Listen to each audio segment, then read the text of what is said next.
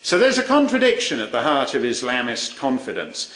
It was nicely caught in a story from New Zealand about female Muslims driving around in burqas. And the police were very upset about this because this mode of dress somewhat restricts the field of vision.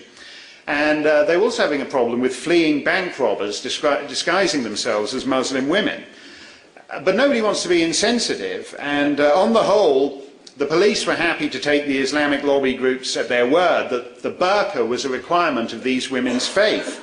But as Greg O'Connor, the president of the New Zealand Police Association, couldn't resist adding, if your belief system is so strong that you don't want to show your face, then perhaps that belief system should extend also to not driving.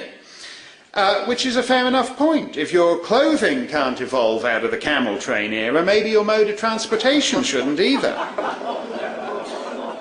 That is Islam in the third millennium. They want the certainties of 7th century society with the conveniences of the 21st century, and it doesn't work like that. So in Islamic States of America, an Islamic Republic of France, an Islamic Kingdom of Belgium, an Islamic Dominion of Canada, they would all very quickly be societies in decline, living on the accumulated capital of their pre-Muslim past, as indeed much of Islam did at its zenith. But do we really want to test that proposition?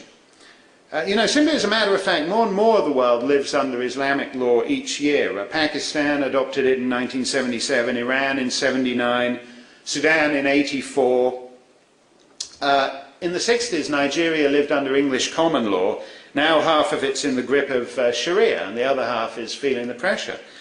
But what Nigeria, Pakistan, Iran and Sudan all have in common is that they're in far worse shape than they were 50 years ago.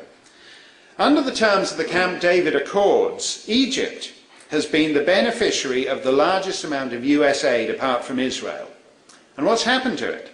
In the 1950s, Egypt and South Korea had more or less identical per capita incomes. Today, Egypt's is less than a fifth of South Korea's. So the story of the past 30 years, which is the emergence of a new world middle class, in which the highest group of people around the world now have a standard of living equivalent to Portugal's, and basically many developing countries now have the standard of living that Southern Europe had in the 1950s. The Middle East has entirely missed out on that. They're failed states run by kleptocrats that exclude half the population, the women, from the economic life of the country and exclude all the population from fulfilling their full human potential. So the more Muslim the world gets, the poorer it gets.